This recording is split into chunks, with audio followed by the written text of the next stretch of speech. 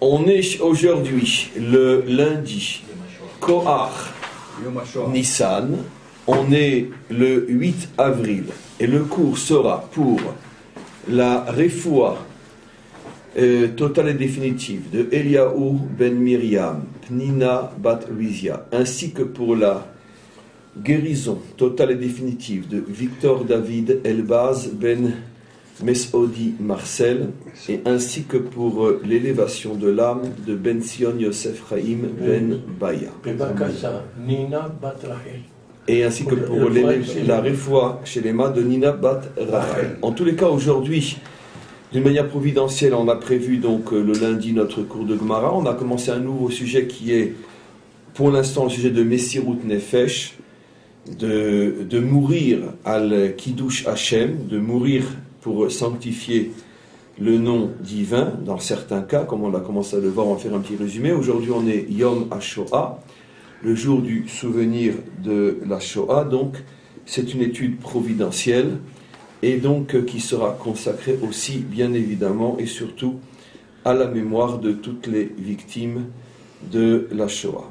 Quoi qu'il en soit, un bref résumé. On avait expliqué que selon le principe de Vechai Ba'em, je résume à ma manière, selon le principe de Vechai Ba'em, c'est-à-dire que la Torah elle-même se définit comme étant un cadeau qui nous a été donné pour nous apporter la vie, il faut comprendre bien sûr au-delà de la vie physique, biologique, de la vie essentielle, de la vie réussie, de la vie profonde et authentique. Vechai Ba'em, je suis là pour que vous puissiez vivre grâce à moi. Grâce à ce principe, nos maîtres ont appris donc qu'il ne peut pas y avoir de contradiction entre la vie et la Torah. Si la Torah m'amène à la mort, alors elle fait le contraire de ce pourquoi elle m'a été donnée. C'est la raison pour laquelle, disent nos maîtres, pour toutes les mitzvot, pour tous les commandements, si l'observance des commandements met la vie en danger, par exemple, si le juif est menacé de mort s'il accomplit tel ou tel commandement, automatiquement la Torah se retire pour laisser le juif vivre, puisque dès le départ, elle lui a été donnée pour la vie. À l'exception de 3 commandements, bien qu'on n'a pas encore du tout touché au pourquoi de cette exception, mais à l'exception de 3 commandements qui sont, si on menace un juif dans un cas d'idolâtrie, de débauche ou de meurtre. Je dis on menace, mais on verra par la suite que c'est pas forcément on menace, ça peut être aussi une situation où il est, par la providence, entre parenthèses, en situation de danger. Par exemple, le cas se posera si quelqu'un, je ne sais pas, c'est dans ce texte-là, mais en tous les cas, je vous le rapporterai parce qu'il est lié à ce texte-là. Si quelqu'un est tombé, je ne sais pas moi, il est tombé amoureux fou d'une femme, qui rapporte dans le Talmud, il va en mourir. Il va en mourir s'il n'arrive pas à aller avec elle. Alors, est-ce qu'on va dire qu'il peut aller avec elle pour ne pas mourir ? Donc, c'est aussi un cas où il n'est pas menacé, c'est la situation qui est comme ça. Et bien évidemment, on ne le laissera pas aller avec elle pour qu'il puisse vivre, parce que ça rentre dans la catégorie de débauche. Un autre cas aussi où il n'y a pas vraiment une menace, mais ça rentre dans cette catégorie-là, si par exemple quelqu'un est gravement malade et que l'on sait qu'il y a tel ou tel, bon, je prends un exemple vraiment banal, excusez-moi, tel ou tel sorcier idolâtre qui avec des opus-coupus guérit. D'accord ? Ça existe, il y a des tas de gens, des guérisseurs dans le monde, qui ont des pouvoirs, etc. Et donc, ça n'a rien à voir avec Dieu, c'est des pouvoirs, tout simplement. Il n'y a rien d'impressionnant à ce qu'un homme ait des pouvoirs. Comme j'ai dit, à partir de quand on commence à devenir un crétin, quand on est impressionné par les miracles. C'est la définition juive d'un crétin. Et donc, il y a des tas de gens qui ont des dons, qui ont des pouvoirs, etc. Il n'y a rien d'impressionnant. Un juif authentique, lui fait ni chaud ni froid. Qu'on mâche sur de l'eau, qu'on multiplie des pains ou n'importe quoi. C'est du n'importe quoi. Et donc, automatiquement, le Talmud rapporte ce cas-là. Un guérisseur idolâtre, et qui a des preuves à l'appui, tout celui qui rentre chez lui, il ressort guéri. Alors, est-ce que j'ai le droit de l'appeler ou d'aller chez lui pour guérir ? La halakha est évidemment que non. Non. Pourquoi? Parce que dans la mesure où pour guérir tu passes par une relation avec l'idolâtrie, mieux vaut mourir. Et justement, on se posait la question aujourd'hui. Voilà. On a eu la réponse. Chaim Marocain. Notre cher Richard. Et donc là, il n'est pas menacé par un homme, il n'est pas menacé par quelqu'un qui lui dit prosterne-toi ou je te tue. Pas du tout. C'est la situation, on pourrait dire, providentielle qui l'a rendu malade. Donc on aurait pu voir que dans ce cas-là, s'il n'y a pas d'autre choix que d'aller voir un guérisseur idolâtre, il pourrait y aller. Là non plus, il ne peut pas. Donc les cas où on a l'habitude de dire s'il est menacé, c'est l'avdafka, c'est pas seulement s'il est menacé. Toute situation où pour sauver ma vie, je suis obligé de passer, menacé ou non, par un acte de débauche, de meurtre ou d'idolâtrie, ça le met interdit.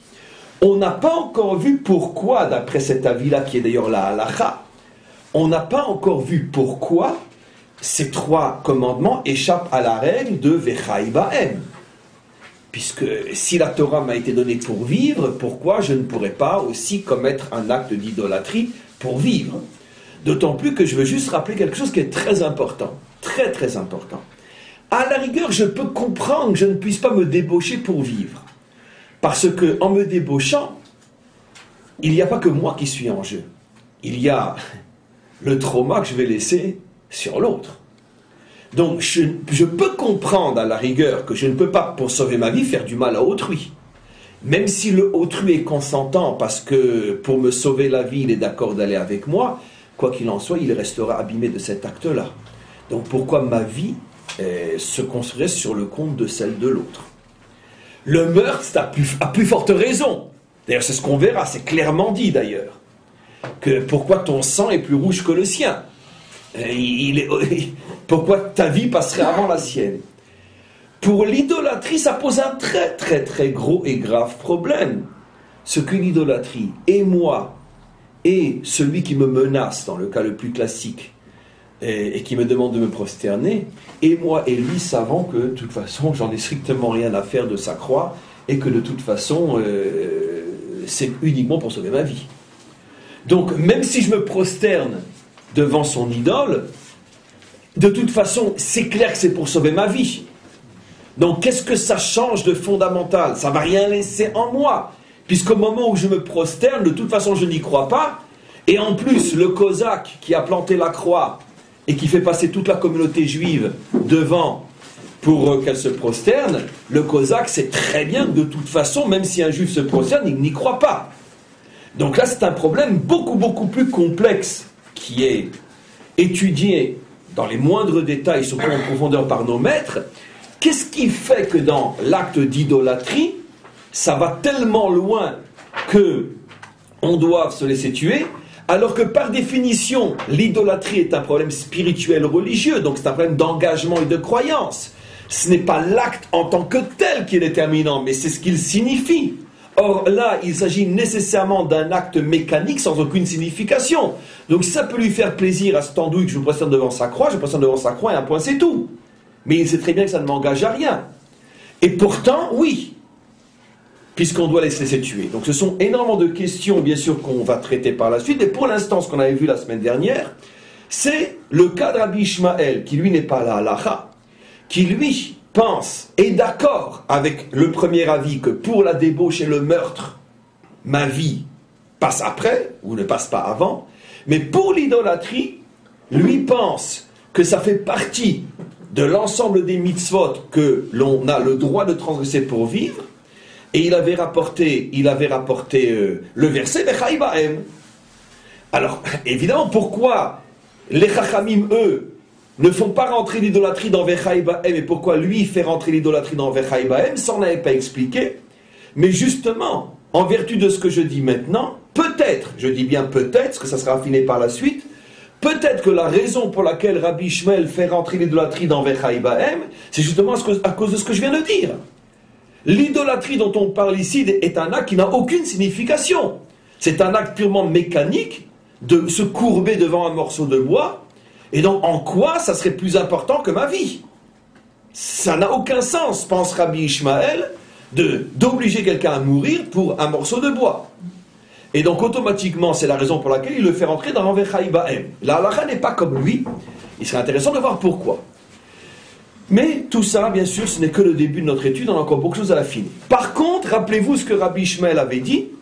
Dans un cas de Chilul Hashem, c'est-à-dire dans un cas où le nom divin va être profané en public, dans ce cas-là, même Rabbi Ishmael est d'accord qu'on n'applique pas le principe de Vechai Ba'em, et on verra par la suite que pour n'importe quelle mitzvah, n'importe quoi qu'on nous demande de transgresser en public, on avait expliqué que le public c'est un minimum 10 juifs, que le microcosme d'Israël, de tout Israël.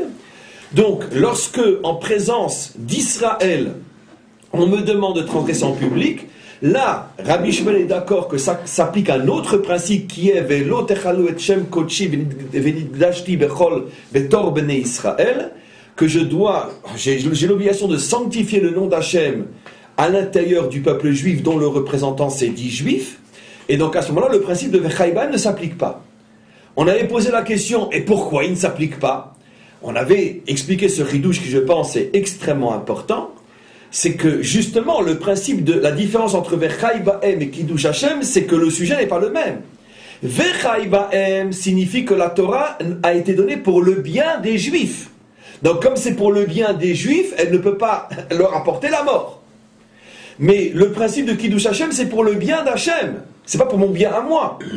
J'ai l'obligation d'être prêt à lui manifester ma reconnaissance jusqu'au bout, sans limite aucune pour le bien qu'il me fait en permanence.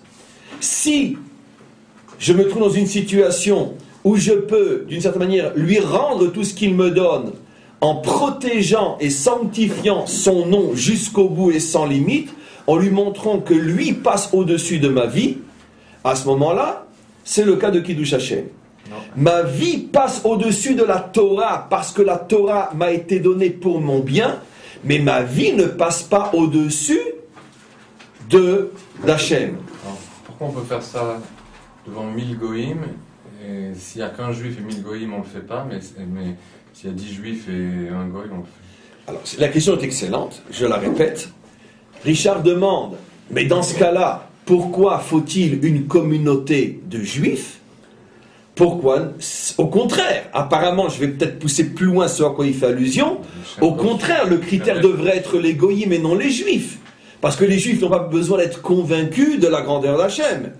Mais les goïms qui, au contraire, sont en train de menacer ce juif-là, donc une bande de nazis, qui sont en train donc de prendre un juif et de lui dire crache sur tes tefilines ou je ne sais pas quoi,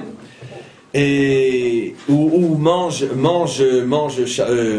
du porc devant 10 ou 100 nazis, ça devrait suffire, puisqu'au contraire, si je vais sanctifier le nom d'Hachem devant eux, ça va être beaucoup beaucoup plus grand apparemment que si je le sanctifie devant 10 juifs et un nazi. Donc la question est fabuleuse, elle est demandée bien sûr, et c'est un sujet qui est traité d'une manière extrêmement profonde par les maîtres d'Israël. Pourquoi 10 juifs et un nazi, tu dois te laisser mourir?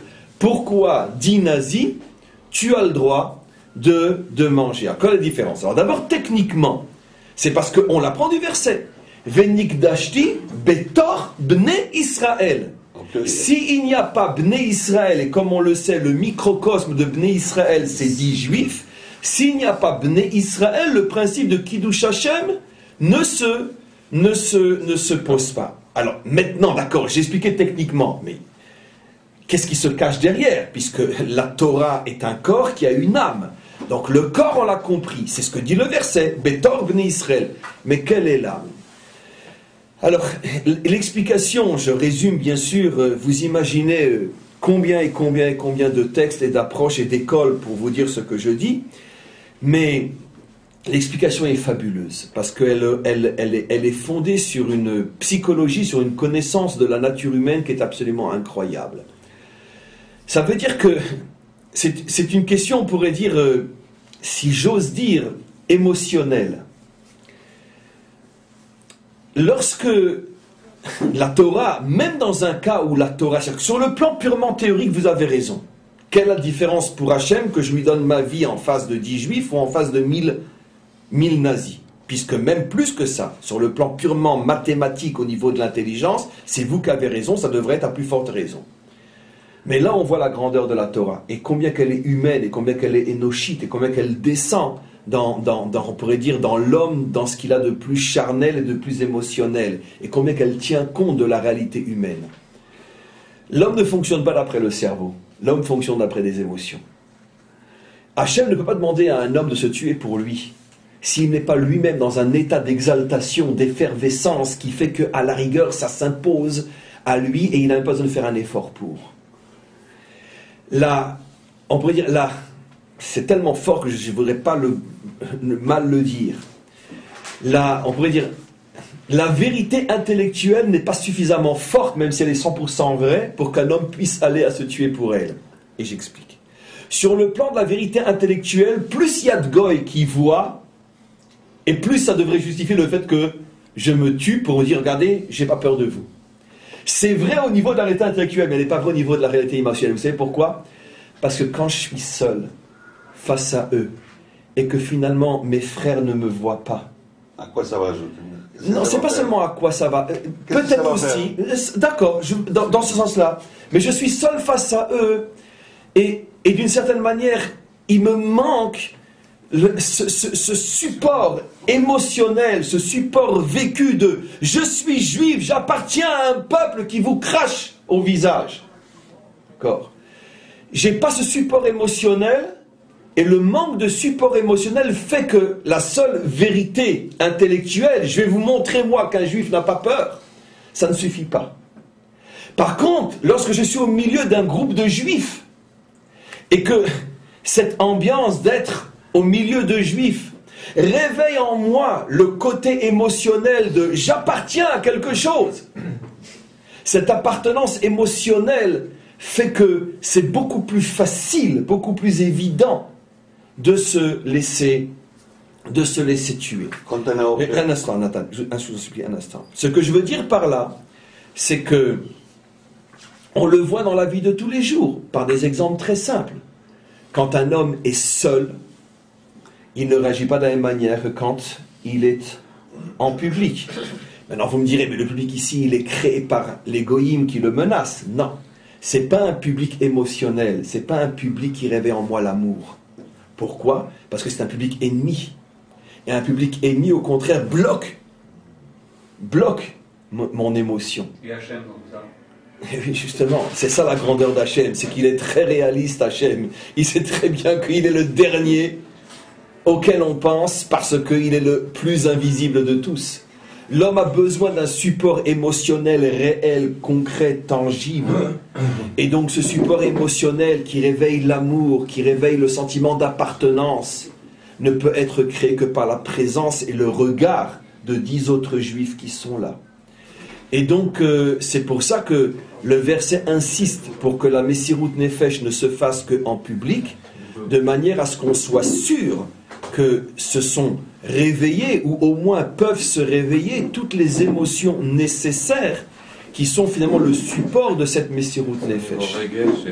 Voilà, c'est le niveau Regesh, niveau Rouar qui est très important. Moi je crois que... Juste un instant, Nathan, encore une fois. Le niveau Rouar, le niveau Regesh est très important parce que justement c'est au moment, et c'est ça ce qui est très fort et très très beau, au moment où Hachem, et c'est le seul et l'unique cas, où Hachem dit à un juif, eh ben donne ta vie pour moi, c'est à ce moment-là que Hachem en retour lui dit, tient compte de sa dimension vivante, dans ce cas-là finalement de plus terrestre, de plus animal, l'émotion, le sentiment.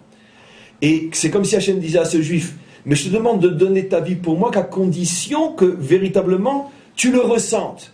Ça ne suffit pas que tu le comprennes, il faut que tu le ressentes. Et si tu es en face de 1000 nazis, tu pourras le comprendre qu'il faut donner ta vie pour moi, mais tu ne vas pas forcément le ressentir. Parce que tu es seul, personne ne te voit. Comme a dit Nathan, c'est juste aussi, ça ne servira d'exemple à personne, parce que personne d'intelligent est là pour apprécier ce que je vais faire et apprendre de là une leçon, comment se comporter. Ce que pensent les nazis, j'en ai strictement rien à foutre d'eux. Et simplement pour pouvoir prouver intellectuellement à Hachem que non, ça suffit pas. Par contre, quand on est une communauté, et que là, justement, l'émotion est forte, à ce moment-là, c'est beaucoup plus facile, oui. Je crois que quand on est au pluriel, quand on est dans une communauté, céleste et le terrestre, il se vient en même temps. Ça veut dire l'idée et l'émotion, ça vient en même. C'est ça, c'est pas... La communauté crée l'émotion. Crée l'émotion et comprend intellectuellement l'effet elle-même.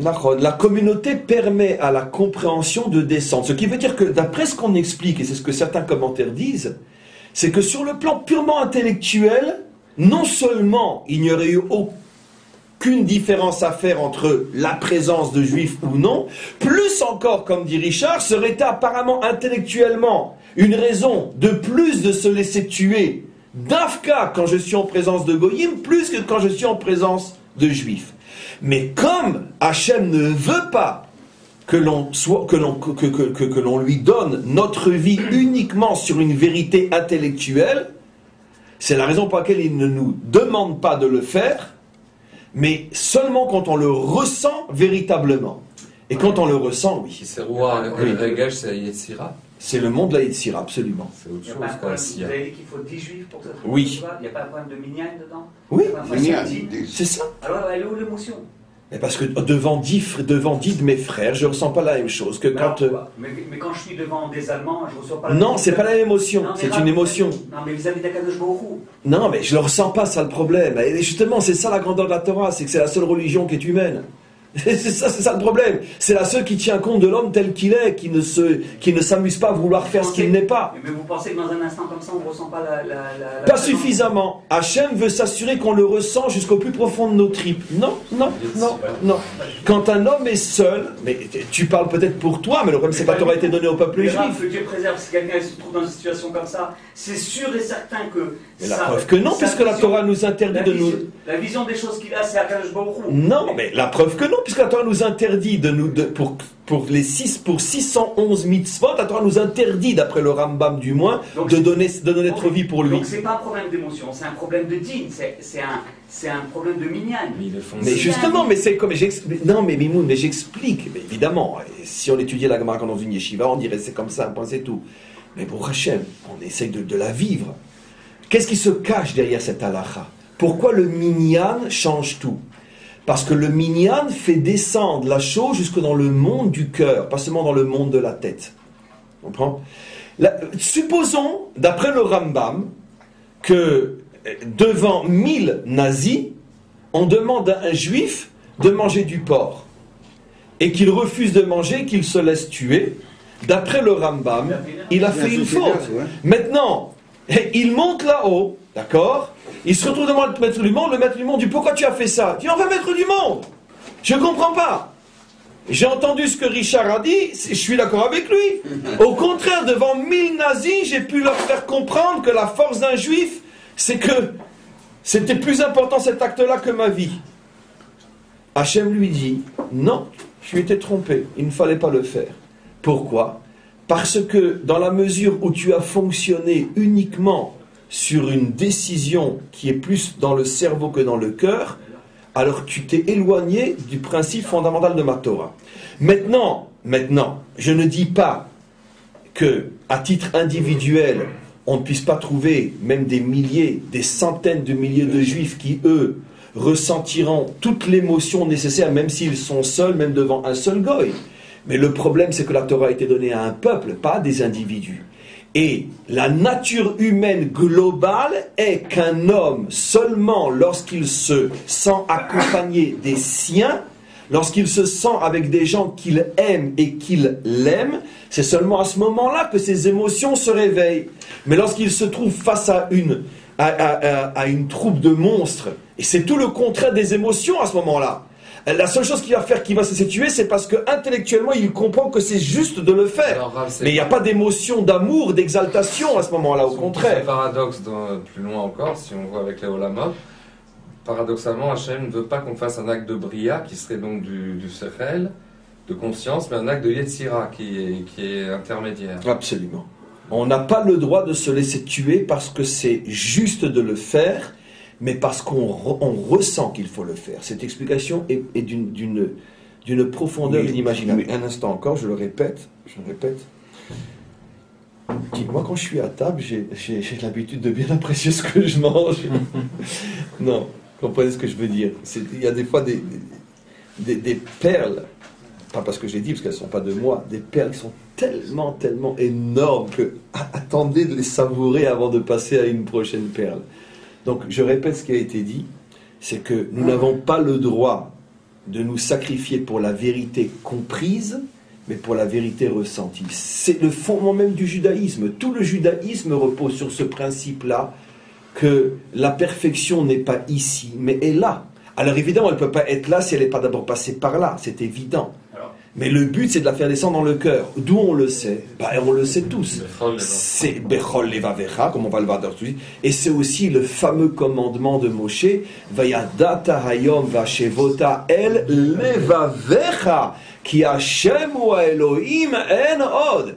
Tu comprendras, mais tu feras descendre dans ton cœur que Hashem est seul et unique. Alors, bien sûr, les commentaires posent la question, à partir du moment où Veyadata, quelle est l'importance de Vashevota El Levavecha? Alors, l'explication, c'est tout ce qu'on est en train de dire maintenant. C'est parce que, même si tu sais, et on sait, on ne parle pas de quelqu'un qui serait d'une manière du bout des lèvres, même si tu sais parfaitement que Hachem est unique, si tu ne le ressens pas, alors tu n'as pas encore, d'une certaine manière, accompli ta mission de juif, qui est de faire descendre dans le cœur et pas seulement de laisser dans le cerveau. Oui. Moi, je crois que cet exemple, est, comme on approche à Yom Ha'atzmaut, elle est très bien pour les soldats, par exemple. Un soldat qui tout d'un coup saute sur un rime en grenade, en sachant qu'il allait sauver ses amis, même s'ils ne sont pas à côté de lui. Ça lui donne... Ça fait quelque chose. Tandis que s'il va faire... Si quelqu'un qui fait devant 1 million de soldats comme ça, à qui je vais aider? Ça va faire quoi? Quelle influence? Vous revenez sur la notion qui est juste, que vous avez dit que la présence des autres fait que je sens que mon acte a un sens parce qu'il va servir de message pour les autres. C'est très juste ça aussi. Moi j'ai parlé plus du côté que la présence, le regard de l'ami réveille en moi l'émotion, l'amour. Nathan donne une raison plus technique, mais tout aussi juste. C'est que je me dis que si je ne suis vu que par 1000 goy, de toute façon, ils vont oublier et puis ils vont se foutre de moi. Ils ne vont pas tirer un enseignement de ça.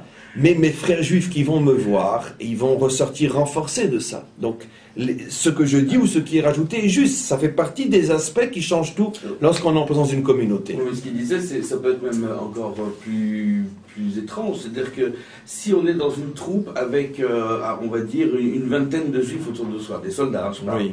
Donc on va sauver cette vingtaine de juifs parce qu'on les connaît. Oui. Et si on est au milieu d'une troupe avec 10 000 soldats et on ne les connaît pas... Non, mais ce sont des juifs. Oui, mais d'accord. Mais est-ce que la personne aurait eu la même réaction, franchement? Un peu moins, mais on est dans la même famille. Après c'est question de combien dans la famille. Mais dans cette famille-là, on est dans la catégorie... L'émotion n'est pas la même, elle se base pas. Mais c'est une émotion, malgré tout, qui est liée au fait que tu es en présence on le sait de toute façon quand on est, et d'ailleurs même en français, l'union fait la force.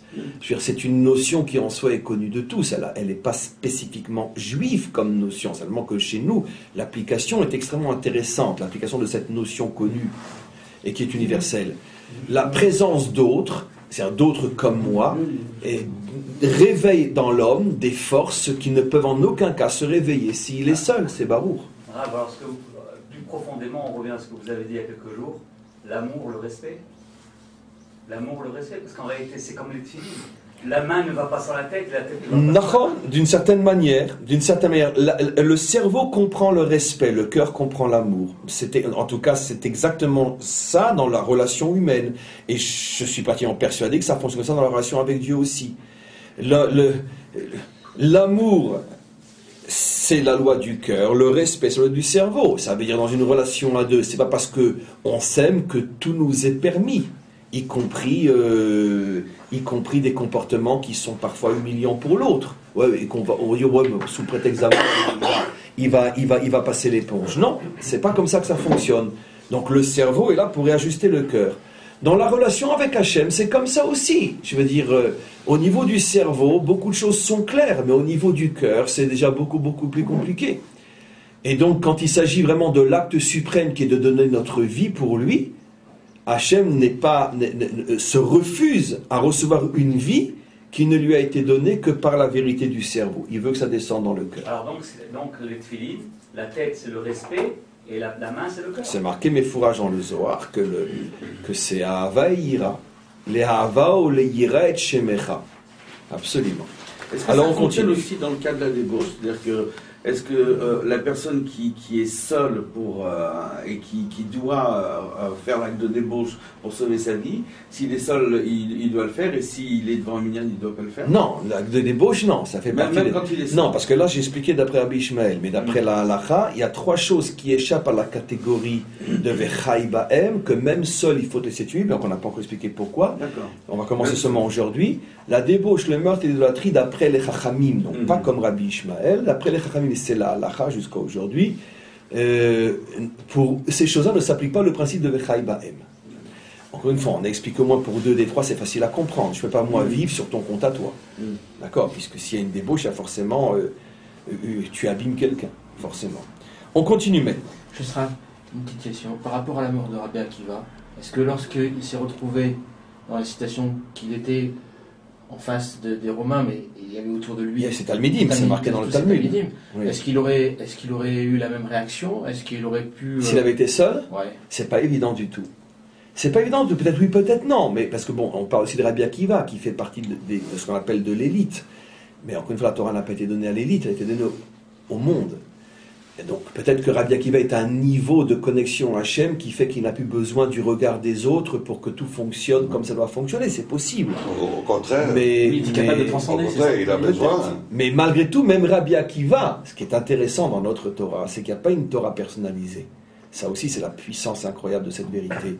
C'est que même si tu es un homme qui est au niveau, par exemple, de ressentir, et plus fort encore, même seul, ce qu'un homme standard ne peut ressentir est moins fort qu'en présence des autres, tu ne pourras pas te laisser tuer en privé sous prétexte que moi, même seul, je ressens plus encore que les autres en public. Parce que ça voudrait dire quoi? Il y a une Torah pour toi, une Torah pour les autres? Non. Tu as l'obligation de fonctionner en fonction de la Torah du monde, pas en fonction de la Torah d'individu. Il n'y a pas de relation privée avec Dieu. Ça n'existe pas. La relation est la même pour tous. La loi, elle est une. Et donc, peut-être qu'effectivement, lui échappe à cette règle-là, mais il échappe à titre humain.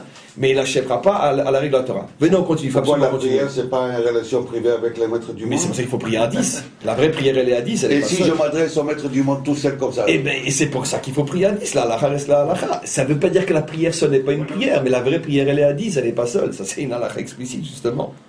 Regardez, on continue. Inéou. Maintenant, et les autres. Les autres, c'est-à-dire donc ceux qui ne pensent pas comme Rabbi Ishmael et qui pensent que l'idolâtrie fait partie des 3 pour lesquels on doit se laisser tuer, même en privé. Inéou d'amour que Rabbi Eliezer. Eux pensent comme Rabbi Eliezer, c'est-à-dire eux c'est qui? Les Chachamim la halacha qui pensent que même l'idolâtrie est un acte qui, même fait en privé, on doit se laisser tuer. D'Etania. Alors maintenant, vous allez voir quelle est la preuve de Rabbi Eliezer. Très étonnant, la preuve de Rabbi Eliezer. Rabbi Eliezer rapporte le verset qu'on lit 2 fois par jour, tous les jours. Rabbi Eliezer Omer, comme il est dit, on va aller doucement car ce passage est extrêmement intéressant. Ve'ahavta et Hashem Elokecha, tu aimeras Hashem, ton Dieu, bechol levavecha, de tout ton cœur. Ou vechol nafshecha, de toute ta vie, ou vechol meodecha, et avec ce que tu as de plus cher au monde. Je traduis d'après le sens, qui est d'ailleurs en vérité la traduction littérale. Alors ça c'est ce que dit le verset. Donc on nous demande d'aimer Hachem avec tout son cœur, être prêt, nafshecha, à lui donner ta vie, ou bechol meodecha, et de le mettre au-dessus de tout ce que tu as de plus cher au monde. C'est ce qu'on dit 2 fois par jour. Alors maintenant, regardons comment Rabbi Eliezer explique ce verset. Il pose la question suivante. Im ne'emar bechol nafshecha, puisque le verset dit bechol nafshecha, tu dois être prêt à lui donner ta vie. Lama ne'emar bechol meodecha, pourquoi il est rajouté bechol meodecha? Qu'est-ce qu'il peut y avoir de plus cher que la vie? Sur quoi se fonde la question de Rabbi Eliezer? Sur le principe fondamental qui est le respect de la Torah. Un homme respectable ne parle pas pour ne rien dire, à plus forte raison le maître du monde. Donc pourquoi répète-t-il une évidence? Pourquoi, après avoir dit qu'on doit être prêt à lui donner notre vie, le verset rajoute « Et ce que tu as aussi de plus cher ». Quoi, y a-t-il quelque chose de plus cher que la vie? Eh bien oui, comme on va voir. C'est intéressant, mais si le verset ne l'avait pas suggéré, on n'aurait jamais osé le dire. Regardez ce que nous apprend Rabbi Eliezer. Donc je reprends la question. Puisqu'on nous demande déjà de lui donner notre vie, pourquoi nous demandons de lui donner ce qu'on a de plus cher?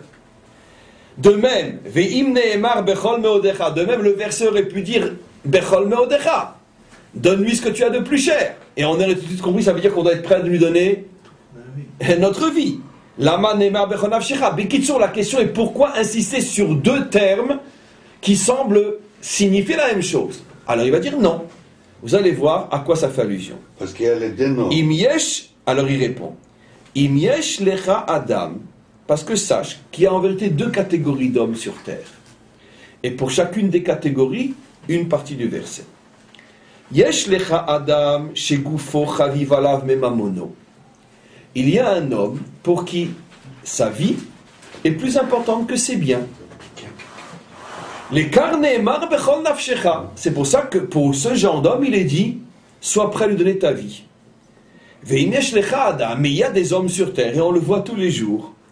Shemamono chaviv alav megufo. Que ses biens sont pour lui plus importants que sa vie. Les karneemar bechol meodecha, c'est pour ça qu'il est dit bechol meodecha, de ce que tu as de plus cher, dans le sens même tes biens. Ça paraît simple, et d'abord je vais répéter ce qui paraît simple, et on va voir que c'est un peu plus compliqué que la simplicité apparente. Qu'est-ce que Rabbi Eliezer dit? Il dit, on sait très bien que dans ce monde, il y a des hommes qui sont prêts à mourir plutôt que de perdre leurs biens. Il y a des hommes qui se suicident lorsqu'ils savent qu'ils vont faire faillite. Il y a des hommes qui se suicident lorsque leurs affaires, leurs biens sont en péril. Pourquoi? Parce que au summum de toutes ces valeurs, c'est ses biens. Et donc automatiquement, d'une certaine manière, ça prouve que les biens sont pour lui plus importants que la vie. De la même manière, et ce qui je pense est plus fréquent, la vie est au-dessus des biens, et c'est pour ça qu'il est dit aussi Bechol Nafshecha. Donc, apparemment ça paraît très simple. Quoi qu'il en soit, de cette explication il sort qu'on doit aimer Hachem au point d'être prêt à lui donner ce qu'on a de plus cher au monde, pour, je pense, la majorité des hommes, la vie, et pour une minorité, mais extrêmement nombreuse aussi, les biens matériels. Ok. Donc, Bekitsour, tu ne peux rien retenir face à Hachem. Alors, pourquoi je dis que c'est pas si simple que ça? Je vais poser une question extrêmement simple qui va montrer que c'est pas si simple que ça. Qu'est-ce que ça veut dire qu'un homme considère ses biens plus importants que sa vie? Au point qu'il va se suicider s'il va perdre ses biens. Mais s'il va se suicider, il va plus profiter de ses biens. Alors pourquoi se suicider? Je pose une question idiote, hein. Mais derrière cette idiotie se cache quelque chose. Là, je ne la poserai pas. S'il aime ses biens, alors il va perdre ses biens, et comme il va perdre ses biens, il va se suicider. Il perd sa raison de vivre. Comment? Il perd sa raison de vivre. Il perd sa raison de vivre. Bravo. Son effort, le sens de sa vie. Voilà, très bien. Ok. Donc c'est ce que je voulais entendre. Il perd également ce que lui procure ses biens. C'est-à-dire son statut social, ses plaisirs. Très bien. Ok. Donc vous affinez, vous dites tous la même chose. Évidemment, on parle pas, tu as raison, on ne parle pas de l'argent dans le sens uniquement picsou. Mais ce que ça représente, il a fondé sa vie, d'accord, autour des biens matériels, pas forcément parce que c'est un jouisseur, un professeur, etc. Parce que c'est son éducation, c'est comment? On ne parle pas donc de quelqu'un qui perd son honneur, etc. On parle vraiment de mammon. Oui, alors justement, oui, à titre d'exemple, très bien. Donc, et vous avez tous les trois dit d'une autre manière la même chose, c'est que à partir du moment où il n'aura plus ces biens-là, sa vie n'a plus de sens. Sa vie s'est vidée de son sens. Ok? Très bien. Donc, d'après cette explication, qu'est-ce que viendrait nous dire Rabbi Eliezer? Il y a des hommes pour qui les biens matériels sont le sens de leur vie, et la vie n'a plus de sens sans ces biens matériels. C'est pour ça qu'ils se suicident lorsqu'ils les perdent ou risquent de les perdre. Et qu'est-ce que vient dire Hachem à ces hommes-là? Eh bien, tu dois arriver à me considérer, moi, comme étant le sens suprême de ta vie, au-delà même de tes biens. Ce qui veut dire que si, par exemple, tu dois choisir entre moi et tes biens, tu devras me choisir moi. Donnons un exemple simple de quand ça peut se présenter une chose pareille. Comment ça peut se présenter une chose pareille? Ça peut se présenter comment? Imaginez-vous que vous avez une maison de campagne, d'accord?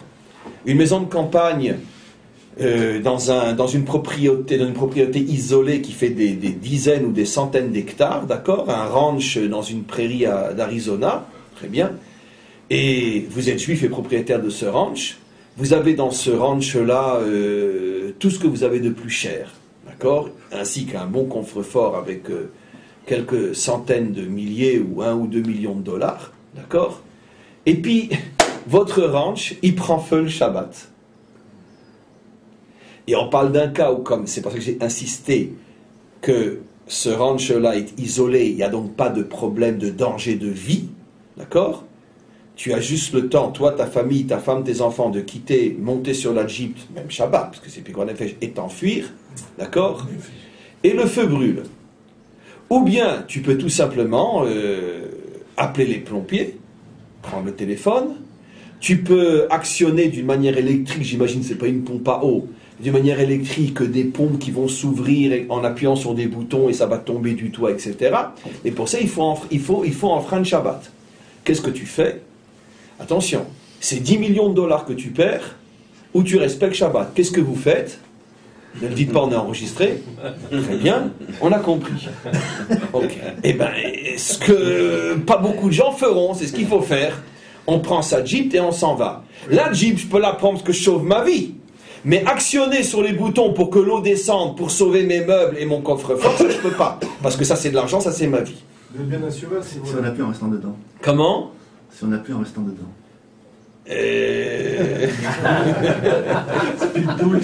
C'est pas mal ça. Bien assuré. C'est très bien, mais j'avais devancé ta question. C'est parce que je parlais d'un coffre-fort avec 2 millions de dollars dedans. C'est de l'argent noir, tu penses bien. Donc, les 2 millions de dollars, il les récupérera pas, ça c'est sûr. Et puis, etc., etc. Comment? Voilà. Donc, effectivement, il peut rester en appuyant, en priant le ciel que ça s'éteint avant qu'il soit brûlé. Mais donc, la halakha, on la connaît. La halakha est que non, tu laisses ton bien brûler. C'est une halakha jusqu'à aujourd'hui. Bon. Dans nos systèmes de vie aujourd'hui, c'est un problème qui ne peut pas se poser parce que comme on vit tous à proximité d'autres personnes, dès que le moindre feu éclate le Shabbat dans une maison, tout de suite on réfléchit même pas, tout ce qui vient même en transgression Shabbat pour éteindre, l'état de peur que ça se propage, il y a les voisins en dessous, etc. Donc on réfléchit pas. Mais dans le cas extrême dont j'ai parlé, peut se poser un autre problème important. Vous avez sur vous un portefeuille avec 100 000 dollars dedans, et d'accord, et puis vous pensez arriver suffisamment à temps à la maison, et puis le Shabbat vous prend, vous êtes encore en pleine rue. Qu'est-ce que vous faites avec un portefeuille avec 100 000 dollars? Nathalie commence à devenir tout blanc.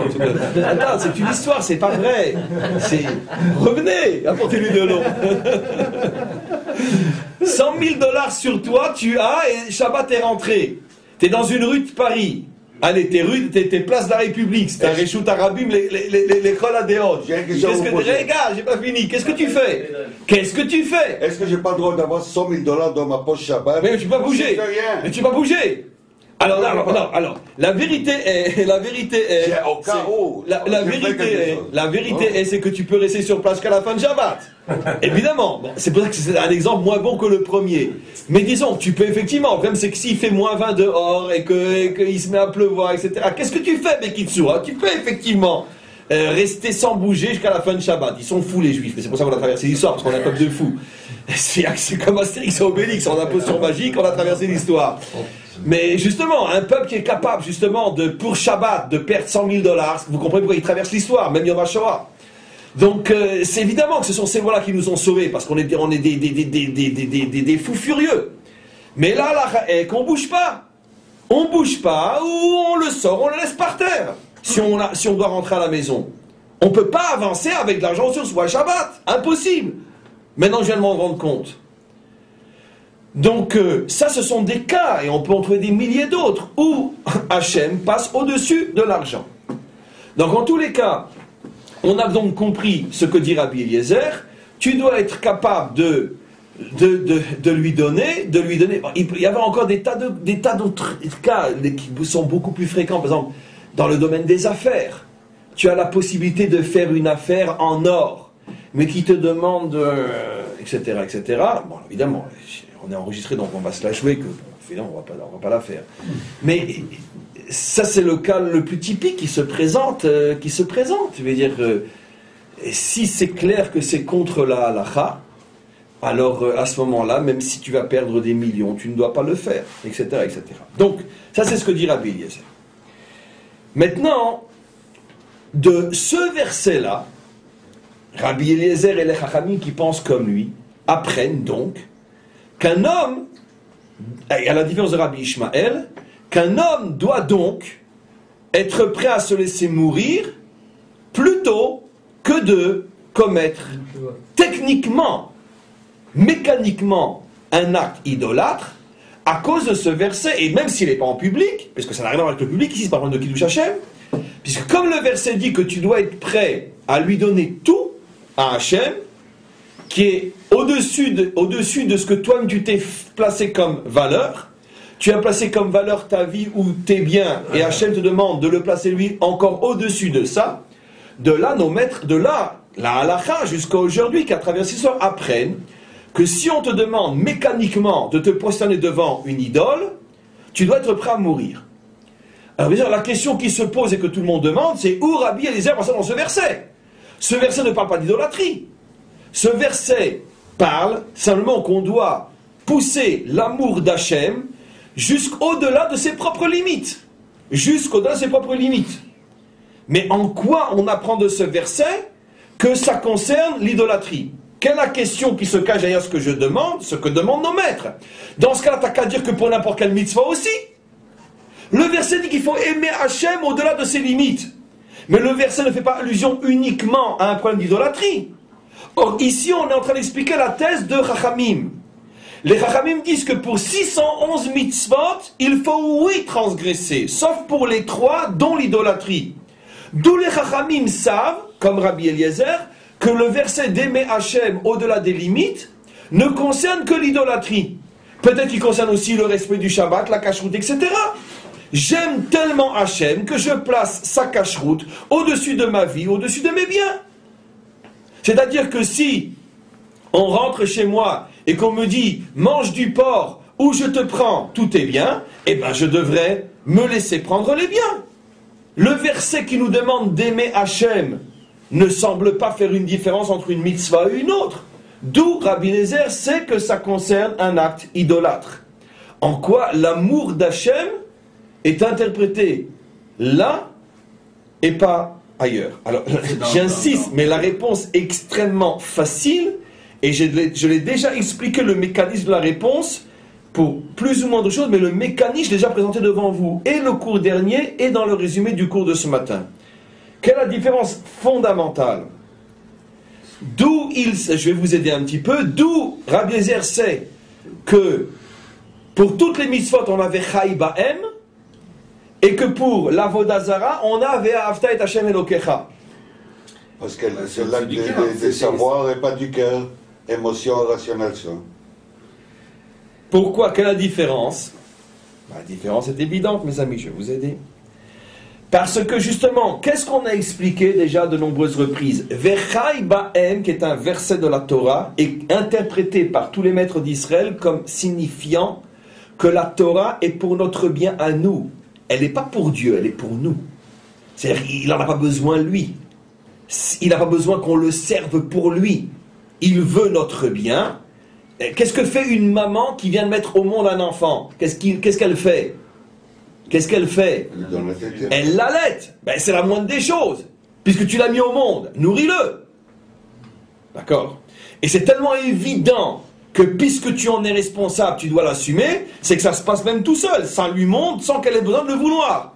La nature elle-même fonctionne selon le principe, si tu en es responsable, alors occupe-toi de lui. Donc Hachem nous a créés, c'est pas pour nous abandonner. Donc il nous a donné du lait, c'est la raison pour laquelle à Shavuot on ne prend que des produits laitiers. Il nous a donné du lait, il nous nourrit, puisqu'il nous a mis au monde. Donc dès la sortie d'Égypte, on est, et au don de la Torah, on reçoit le lait. C'est normal. Et alors pourquoi tu nous as créés pour nous abandonner?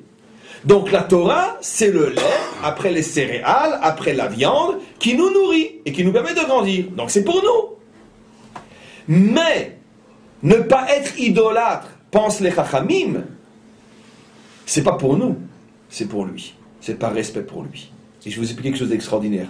Extraordinaire maintenant. Et la preuve, c'est que le verset dit Ve'ahavta et Hashem Elokecha. De ce verset, Rabbi Zer comprend qu'il s'agit d'un commandement qui le concerne lui, pas nous.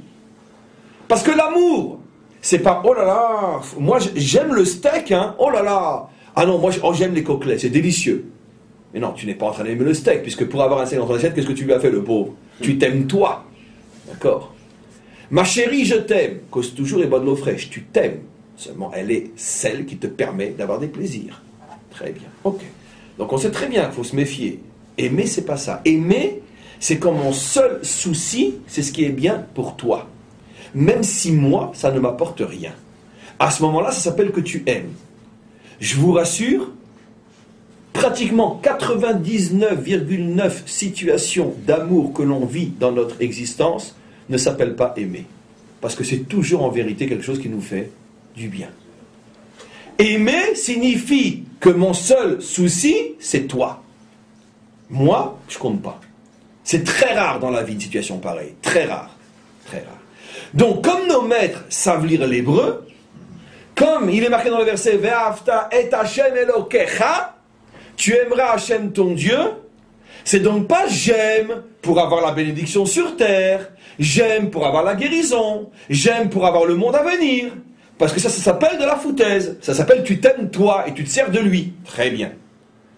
Donc automatiquement, s'il est marqué j'aime, ça veut dire je vais faire quelque chose pour toi qui ne m'apporte rien à moi. Et de là, nos maîtres apprennent, et regardez le génie d'un maître d'Israël. Quelle est la seule chose qu'un juif puisse faire qui ne lui apporte rien, qui est même sur le plan intellectuel, logique, stupide, mais il ne le fait que pour lui? Mais tu vois, Hachem, cette croix, d'accord, je n'y crois pas. En plus, lui, il le sait aussi. Mais pour m'humilier, il me demande de positionner devant elle. Moi, je vais tout perdre devant ce morceau de bois, stupide et idiot, auquel je ne crois pas. D'accord? Mais pour toi, je vais aller jusqu'au bout. On dit aussi le côté. Juste un instant. Apprécier. Pour toi, je vais aller jusqu'au bout. Ça, c'est un acte d'amour total. Maintenant, pourquoi pour les autres mitzvot, on ne le dit pas? Parce que les autres mitzvot nous ont été donnés pour nous. Pourquoi on fait Shabbat? Pour lui? Pour nous. Pourquoi on mange kasher? Pour lui ou pour nous? Pourquoi on met les tefilines? Pourquoi on respecte la Torah? Pourquoi Tarat Mishpacha? Pour lui ou pour nous? Pour nous. Donc quand c'est qu'on peut lui prouver un amour qui est que pour lui? Alors que nous, pour nous, si on nous demande la vérité, c'est pas de moi, c'est ce que disent nos maîtres, c'est stupide. C'est stupide de se laisser tuer quand on est un père de 10 enfants pour un morceau de bois. Donc, si tu me demandes à moi ce que j'en pense, je vais dire, mais c'est stupide. Mais oui, mais là, le verset dit, Ve'ahavta et Hashem Elokecha. Est-ce que tu es capable de faire une chose qui pour toi est stupide, mais parce que, une fois tu vas le faire pour lui, lui, il t'a interdit l'idolâtrie. Alors ne le fais pas. Ah oui, mais ça, c'est pas de la vraie idolâtrie. Ah, tu commences maintenant déjà à raisonner, tu commences maintenant à penser toi. Donc, ça ne s'appelle plus que tu l'aimes lui, tu t'aimes toi. Et donc, c'est extraordinaire. C'est précisément au niveau d'un acte qui n'est que mécanique, mais qui appartient à la catégorie idolâtrie, je me refuse de le faire parce que justement je vais une fois pour toutes être capable d'aimer sans retour. Je me détruis, je vais laisser une veuve et 10 orphelins pour un truc stupide qui ne dure que 1 seconde, un morceau de bois bidon qui n'a aucun sens. Mais c'est pas grave. Eh bien très bien, jusqu'au bout. C'est ce que Rabbi Eliezer apprend de ça. J'ai utilisé le même mécanisme que pour le Chilul Hashem, sauf que là c'est pour l'idolâtrie. Il faut faire la différence entre ce qui est pour nous et ce qui est pour lui. Ne nous faisons pas d'illusions. Dans notre vie de juif, toute notre vie, nous n'avons pratiquement jamais, et contredisez-moi si vous le pouvez, vous ne pourrez pas, nous n'avons pratiquement jamais dans notre vie la possibilité, l'occasion de lui prouver qu'on agit pour lui uniquement. C'est impossible. Parce que même quand on a la tzedaka, même quand on fait du bien à un pauvre, d'accord, allez qu'on ne se la joue pas, ça nous fait du bien à nous aussi. Évidemment. Le sentiment d'avoir aidé, le sentiment d'être utile, le sentiment de ne pas être égoïste, c'est des sentiments, ils n'ont pas de prix ces sentiments-là. Et ça vaut de l'argent ces sentiments-là. Mais quand tu fais un acte que tu trouves ridicule, stupide, qui n'a aucun sens, mais parce que je le fais pour toi, eh bien c'est ce que dit Rabbi Eliezer, oui. On sait que quelqu'un qui meurt à Kiddush Hashem comme ça, il va être, sa neshama sera un endroit où personne d'autre ne sera. Nachon. Ça, c'est pas la plus grande récompense, on peut pas faire ça pour sa récompense. Très bonne question. Je la laisse digérer parce qu'elle est très forte. Donc, je répète ce que je dis pour mieux arriver à ta question. Quand je donne, je reprépare ta question, quand je donne même 10 000 euros à un pauvre, d'accord, et que ça me coûte, parce que si je donne 10 000, c'est que j'en ai beaucoup d'autres, mais malgré tout, 10 000 euros, c'est de l'argent. Malgré tout, c'est évident que ça m'apporte à moi aussi. Le sentiment, la fierté, la dignité, même si je le garde pour moi, que, oh Hachem, j'ai aidé des gens. Donc, c'est pas gratuit, c'est pas l'amour de l'autre, c'est aussi l'amour de soi. À plus forte raison, toutes les autres mitzvot qu'on fait, Tarat HaMishpacha, Shabbat, etc. Pourquoi on fait Shabbat aujourd'hui? Pourquoi? On sait tous, vous imaginez vivre sans Shabbat, plutôt se flinguer. Donc, on sait tous ce que la Torah nous apporte. Donc, c'est pour nous. Donc, automatiquement, ça ne s'appelle pas aimer Hachem. Mais là, je répète, je vais revenir à ta question, pour mieux la préparer. Là, quand à cause d'un morceau de bois, l'imposer sur l'autre, je me laisse tuer, alors que personne n'y croit, ni lui ni moi, lui qui m'oblige et moi qui me prosterne, ça c'est l'acte stupide par excellence, qui ne peut avoir que comme seule signification, que je pousse mon amour pour toi jusqu'au bout. Très bien. Ça c'est ce que j'ai expliqué. C'est très juste, si ce n'était la question de Michael. Michael vient avec une question énorme. Il dit, mais attention, ça, à la rigueur, c'est peut-être vrai encore, parce que même s'il ne le sait pas, son âme le ressent peut-être. C'est peut-être vrai pour quelqu'un qui n'a pas étudié le Talmud. Mais si quelqu'un a étudié le Talmud, ce qui est la majorité des Juifs, normaux, il sait ce qui est marqué dans le Talmud, et ne parlons pas du Zohar et autres, que toute personne qui meurt pour la sanctification du nom divin, d'accord, Shum beria lo yachola la'amod mechitzatam, personne ne peut se tenir là où ils se tiennent. On rapporte l'exemple célèbre à titre d'illusion de Lulius et Pappus. C'était des Romains, évidemment. Si je pose la question, c'est que ce n'était pas des Romains. Il faut le connaître, un petit peu, il est malin.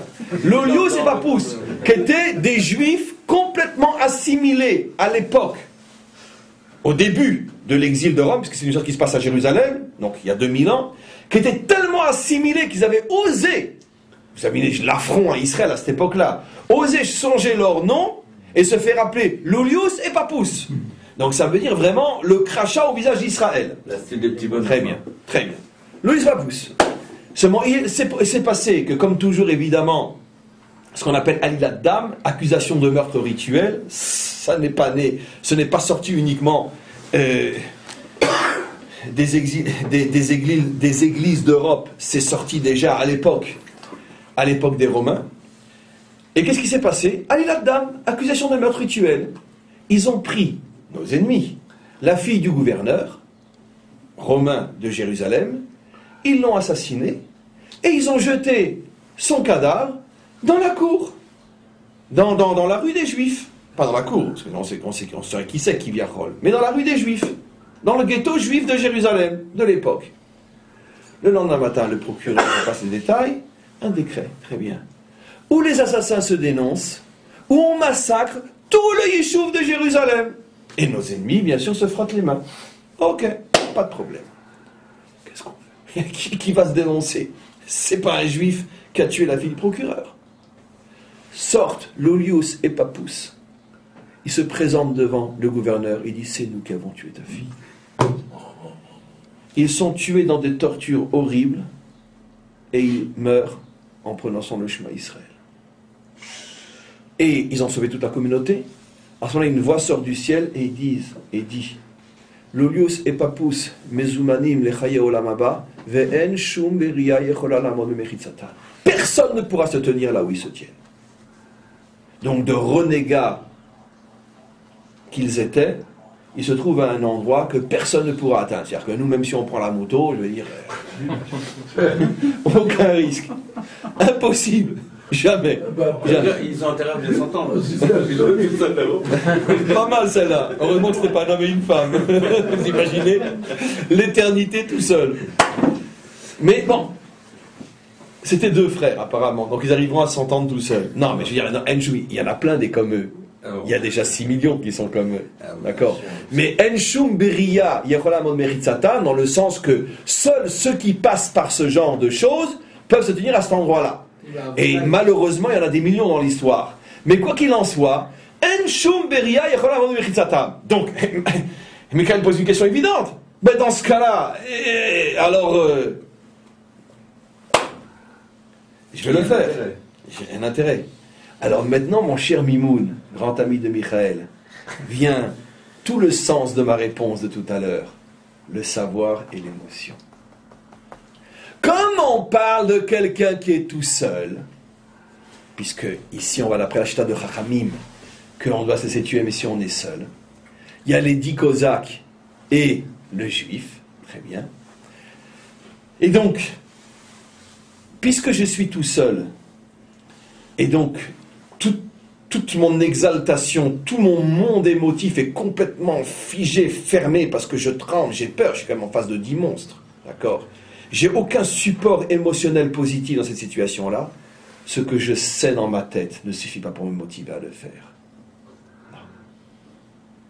Ça veut dire que le fait de savoir, parce que je l'ai lu, que bon, j'aurai une place là-haut, c'est impossible de dire, et qui comme la Torah connaît la nature humaine, c'est impossible de dire dans une situation pareille, je dis, là j'y vais parce que de toute façon, moi, je vais être super les mecs. Non. Parce que comme c'est là, c'est bloqué. Et ici, ça ne peut pas être le moteur d'un comportement. C'est bloqué ici. Et donc c'est pour ça que même s'il le sait, on ne va jamais dire que c'est à cause de ça qu'il l'a fait. S'il l'a fait, c'est parce qu'il s'est soumis au maître du monde, Nekuda.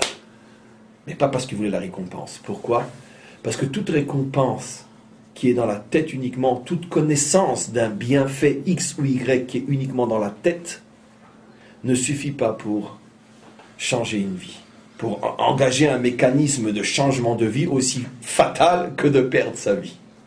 Si, pour des vérités que nous savons tous, mais qui restent dans le cerveau uniquement, on n'est pas prêt à changer sa vie à cause de quelques difficultés, parce qu'il n'y a pas un juif sur terre qui ne sait pas que la Torah est vraie et pourrait lui apporter le bonheur. Il n'y a pas un juif sur terre. Alors pourquoi il ne le fait pas? Parce qu'il ne le sait que là. Et ça ne suffit pas pour changer une vie. Alors si pour simplement changer une vie, qui ne sont que des petites difficultés, ce que le cerveau sait ne suffit pas, alors pour donner sa vie, ça tu peux être sûr que non. Si pour fermer un magasin le Shabbat, si pour respecter les lois de pureté familiale, alors que combien le savent et ne le font pas parce que c'est un petit peu dur la séparation, si pour des difficultés aussi faciles que celle-là, la vérité du cerveau n'est pas suffisante, alors pour donner sa vie, évidemment que non.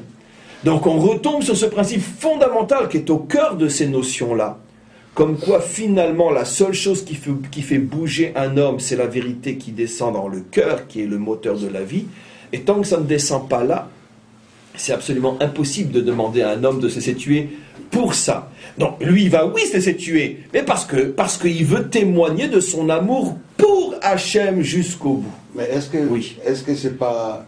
Ça ne doit pas être le hasard que c'est marqué Hachem Elohim, parce que dans la bria d'Adam et Chava, c'est qu'il a fait, c'était marqué Hachem Elohim. Après, il y avait les décrets, les deux noms séparés. Alors, pourquoi c'est marqué Hachem? Non, mais dans beaucoup d'endroits dans la Torah, il y a marqué Hachem Elokecha. Depuis qu'on a reçu la Torah, effectivement, c'est Hachem Elokecha. On refait le chibour des deux noms. Absolument. Absolument. Est-ce qu'on ne dit pas que d'accompagner quelqu'un à une levaya, quelqu'un qui est décédé, oui, il y a une récompense, puisque la personne ne dira pas merci des indus. D'accord. Que c'est une personne étrangère, parce que si c'est pour la famille, tu le fais pour toi. Quelqu'un de l'étranger. Donc c'est un exemple de...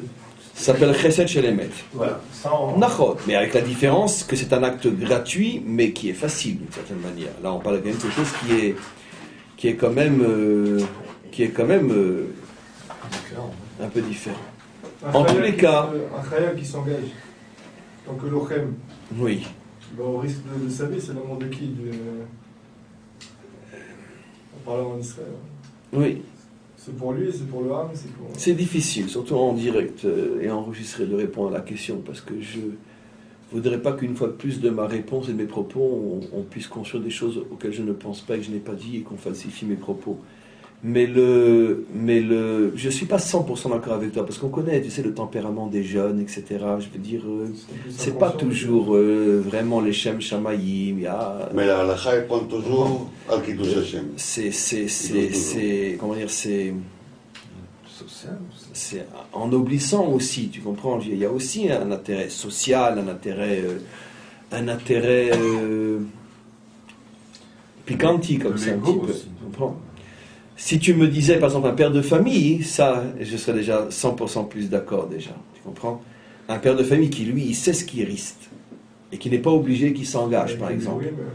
Voilà, les milouim, il pourrait s'arranger pour ne plus les faire, il continue à les faire. Ou bien carrément, il s'engage alors qu'il est père de famille.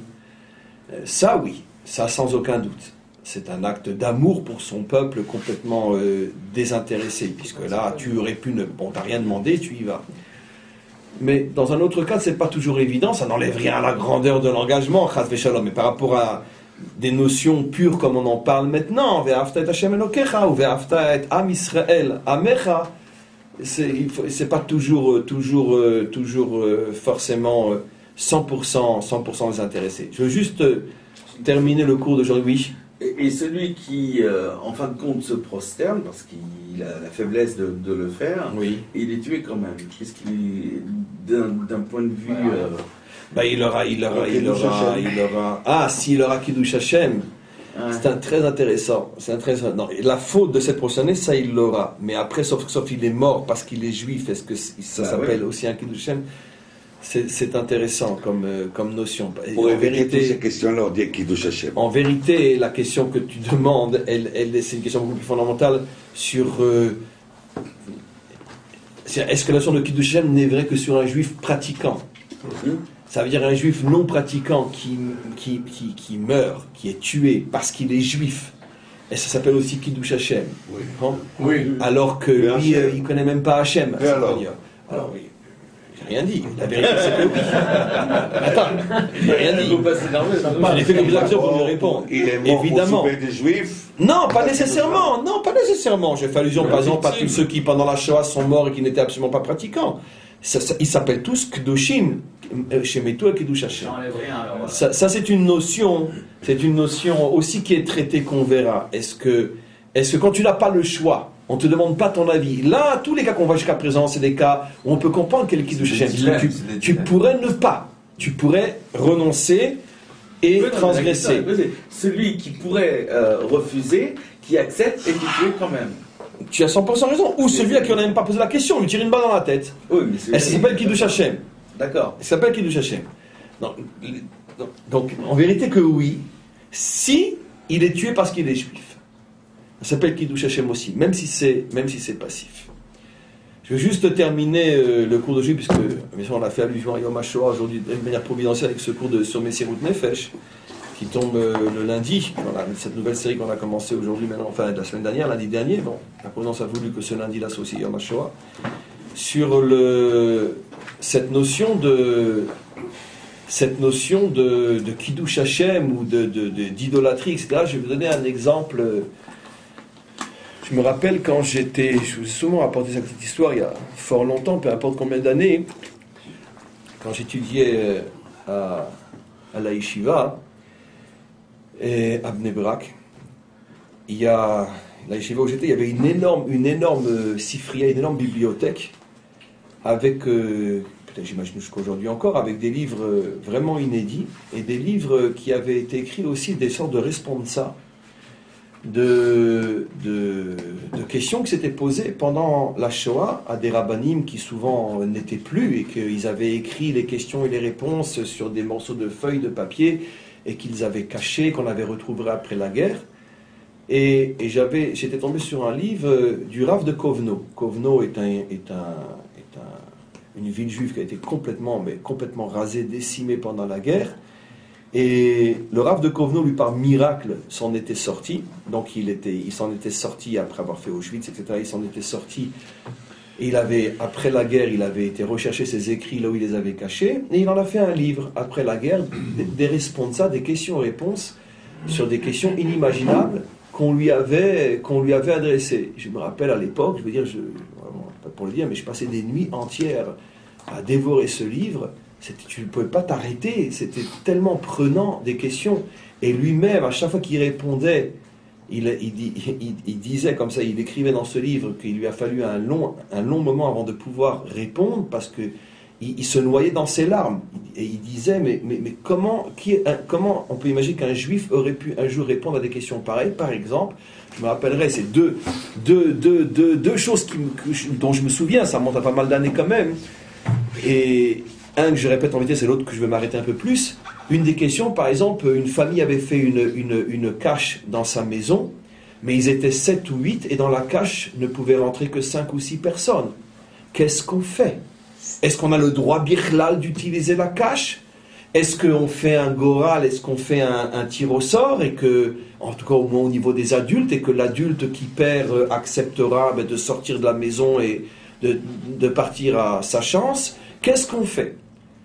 Et je me rappelle qu'il répondait, si je me retrompe pas, il disait que si en commun accord véritable au niveau des adultes, les enfants c'est clair qu'eux rentrent parce qu'on ne peut pas leur demander ce qu'ils pensent, si au niveau des adultes, d'un commun accord, que tous les adultes acceptent de faire un goral, et que chacun accepte que si c'est lui qui tombe sur le papier blanc, eh ben il sortira de la maison.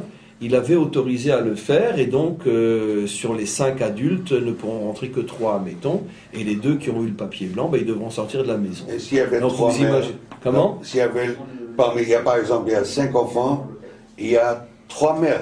Mais combien de places dans le trou? Il y a 6. C'est une autre question. Alors une mère rentrera, et donc il y a donc 2 mères alors, qui rentrent. Alors il la mère aussi, un mère de ses enfants. Encore une fois, les 3 mères, c'est simple, les 3 mères font un goral. Sur 3 papiers, il y en a 2 blancs et 1 c'est marqué trou, par exemple. Celle qui a trou rentre avec les enfants, et les 2 autres sortent de la maison. C'était la réponse. C'est pas maintenant le sujet, mais s'ils décident, les mères, d'un commun accord de le faire, c'est pas une loi. Il avait raison. Si vous voulez le faire, c'est votre décision à vous. Il n'y a pas de problème à la RIC à ce que 2 adultes sortent de la maison. Il n'a pas dit qu'il fallait le faire. Khalil Avechas. Il avait dit que c'est une obligation. La question était, si on veut le faire, est-ce qu'on a le droit de le faire? La question était peut-être qu'on n'a pas le droit d'utiliser le trou. Peut-être qu'on n'a pas le droit. Vous comprenez? Donc, ce genre de question horrible à laquelle un humain doit répondre. Et il y avait une autre question qui était un truc fou. Et ça, je m'en souviens jusqu'à aujourd'hui, après des années, tellement ça m'avait choqué et marqué. C'est qu'une femme s'adressait à lui, une femme qui avait le look lituanien, russe, on ne pouvait pas deviner qu'elle était juive, blonde aux yeux bleus, si vous voulez.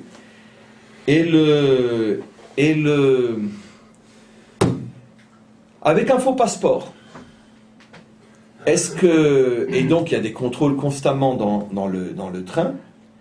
Et donc, est-ce qu'elle a le droit de montrer le faux passeport qui signifie qu'elle n'est pas juive?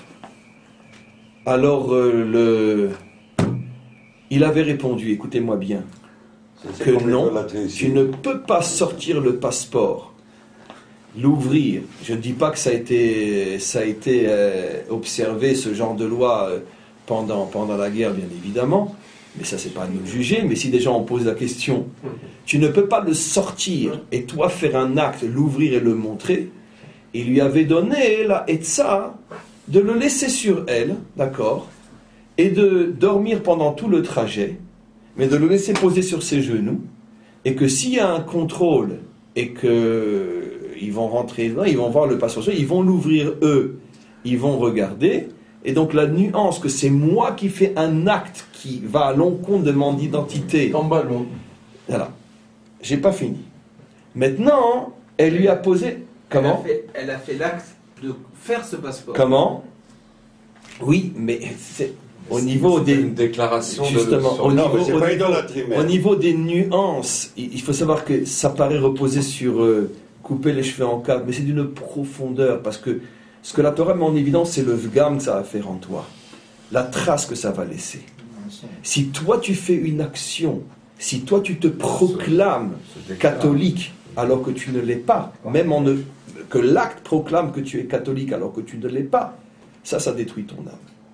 Si tu ne fais pas l'acte et que ça se passe indépendamment de ta volonté, on verra beaucoup plus tard, dans quelques jours, enfin dans quelques semaines plutôt, que ce genre, c'était fondé sur une halakha qui va venir plus tard.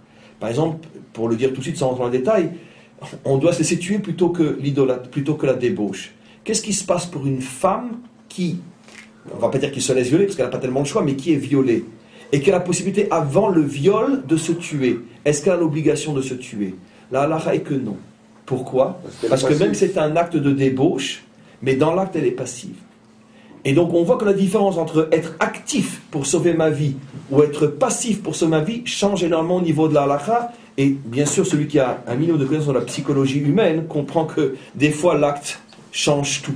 La passivité est en soi un rempart face aux dégâts dans le psychisme et dans la psychologie de la chose. Maintenant, regardez, ça a été beaucoup plus loin, écoutez-moi bien, ça a été beaucoup plus loin.